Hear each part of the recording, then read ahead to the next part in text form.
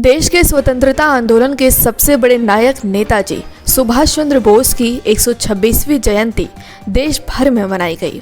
पूरा देश इस दिन को पराक्रम दिवस के रूप में मनाता है।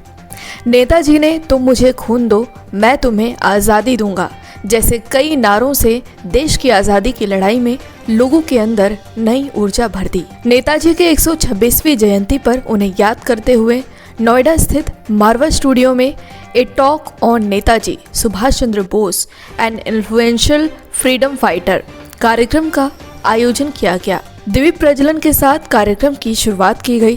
कार्यक्रम में मुख्य अतिथि डॉक्टर भुवन लाल प्रसिद्ध लेखक मौजूद रहे। ICMEI के संस्थापक संदीप मारवा ने नेताजी सुभाष चंद्र बोस की 126वीं जयंती पर उन्हें याद करते हुए कहा कि नेताजी अकेले ऐसे व्यक्ति हैं जिन्हें पूरी दुनिया में लोग कभी भी और कहीं भी याद करते हैं। मैं नेताजी से बहुत प्रभावित हुआ हूँ। नेताजी की टोपी के बारे में कहा कि ये आम टोपी नहीं है, इसमें बहुत ऊर्जा है। नेताजी की जिंदगी और उनका देश के लिए त्याग युवाओं के लिए आज भी प्रेरणादायक है। हमें उनके जैसा बनने की कोशिश करनी चाहिए। प्रसिद्ध लेखक भुवन लाल ने कहा, सुभाष चंद्र बोस ने भारत के लिए पूर्ण स्वराज का सपना देखा था। भारत को गुलामी की बेड़ियों से आज़ाद कराने के लिए उन्होंने कई आंदोलन किए। जब तक नेताजी रहे तब तक हुक्मरान चैन की नींद नहीं सो पाए। नेताजी हुकूमत यानी एक ऐसी सरकार के खिलाफ लोगों को एकजुट किया जिसका सूरज कभी अस्त नहीं होता था। उन्होंने नेताजी के बारे में बहुत सारी बातें और साझा की। कार्यक्रम में प्रश्न उत्तर का सत्र भी रखा गया जिसमें कई लोगों ने भुवन लाल और संदीप मारवा से प्रश्न किए और प्रश्नों के जवाब पाए। कार्यक्रम में आए अतिथि डॉक्टर भुवन लाल को ICMEI के संस्थापक डॉक्टर संदीप मारवा द्वारा मोमेंटो देकर सम्मानित किया गया। कार्यक्रम में मौजूद अन्य अतिथियों को भी संदीप मारवा द्वारा सर्टिफिकेट दिया गया। कार्यक्रम के अंत में सुशील भारती डायरेक्टर ब्रॉडकास्टिंग मारवा स्टूडियोज द्वारा उपस्थित अतिथिगण का धन्यवाद ज्ञापन किया गया। आज हम नेताजी सुभाष चंद्र बोस को आज़ाद भारत में याद कर रहे हैं, मगर एक ऐसा समय था जब भारत आज़ाद नहीं था और जो उन्होंने और क्रांतिकारियों ने और आज़ाद हिंद फौज ने करके दिखाया वो हमारे लिए एक मार्गदर्शन है। आगे चल के हमें भारत को एक विश्व गुरु बनाना है और उस रास्ते पे चलने के लिए हमें कड़ा परिश्रम करना पड़ेगा, हमें योग्यता के साथ लेना पड़ेगा, हमें ईमानदारी से जीना पड़ेगा, हमें देश प्रेम को अपने जीवन का अंश बनाना पड़ेगा। ये आसान नहीं है मगर हमें करना पड़ेगा क्योंकि ये हमारे देश के लिए बहुत महत्वपूर्ण है और सारी दुनिया के लिए भी बहुत महत्वपूर्ण है। जय हिंद। सर एक सवाल सर, नेताजी के बारे में आज भी उनकी मृत्यु का जो बारे में जो एक सस्पेंस बना हुआ है वो आज भी बरकरार है, इस पर आप क्या कहना चाहेंगे? आप कहाँ से हैं? सर राष्ट्र समाचार से। अच्छा ठीक है। तो नेताजी 18 अगस्त 1945 के बाद इस दुनिया में न दिखाई दिए गए न सुनाई दिए गए।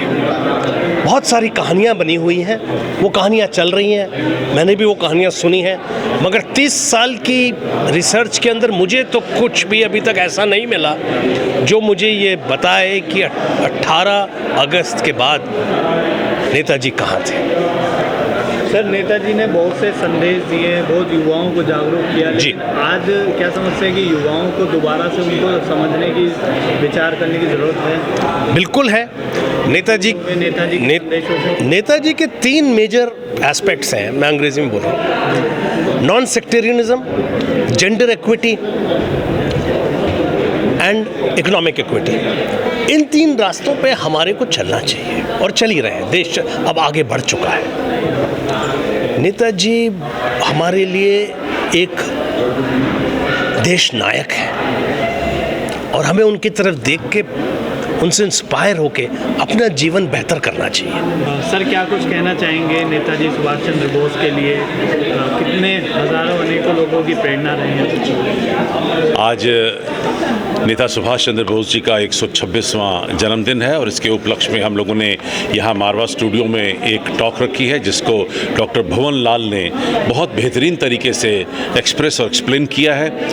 यही हम चाहते थे क्योंकि बहुत सारी रिसर्च उन्होंने कर रखी थी और बहुत सारी कुछ ऐसी बातें सामने आई हैं जो हमने शायद कभी भी किसी और किताब में नहीं पढ़ी होंगी।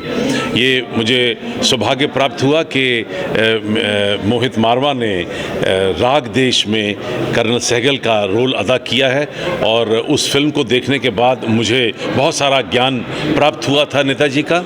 नेताजी को 2016 में ये कैप मुझे दी गई थी और मैंने उसी दिन नेता सुभाष चंद्र बोस फोरम यहाँ पर AFT में शुरू किया था। हम चाहते हैं कि उनकी जो आइडियोलॉजी है, उनकी जो सोच है वो हमारे बच्चों में पहुँचे और बच्चों में वही जज्बा, देश के प्रति जोश, लगन, मोहब्बत वो जो है वो हमेशा जागृत रहनी चाहिए कि जिस ओर चले हम मस्ती में, झुक जाए उधर अंबर भूतल, आज़ाद वतन के वाशिंदे, हर गीत हमारा है बादल, विविध प्रांत है अपनी अपनी भाषा के अभिमानी हम, लेकिन सबसे पहले दुनिया वालों हिंदुस्तानी हम। हमें देश को ये बताना है कि एकता और अखंडता में बहुत ताकत होती है और अगर हम सब लोग मिलजुल कर आगे चलेंगे तो देश बहुत आगे निकल जाएगा। सर जैसे आप नेताजी सुभाष चंद्र बोस से इन्फ्लुएंस हुए तो सर आप युवाओं को क्या मैसेज देना चाहेंगे? देखिए, यही मैंने अभी बताया है कि अपने देश के प्रति मोहब्बत होना बहुत ज़रूरी है। मैं हर भाषण में, हर लेक्चर में एक ऐसा शब्द ज़रूर इस्तेमाल करता हूं जिससे मैं लोगों को ये बता सकूं कि मैं खुद एक नेशनलिस्ट, एक पेट्रियाटिक हूं और यही मैं चाहता हूं कि जब आपको अपने देश से मोहब्बत होगी आप खुद ब खुद तरक्की करेंगे, देश के लिए ज़्यादा और बेहतर काम करेंगे और आपके काम में हमेशा सफलता बनी रहेगी। कार्यक्रम के बारे में क्या कहना चाहेंगे आप? आज का कार्यक्रम एक ऐसा कार्यक्रम है जिसने हमारे पूरे बदन में एक स्फूर्ति और खून का दौर दौड़ा दिया दोबारा।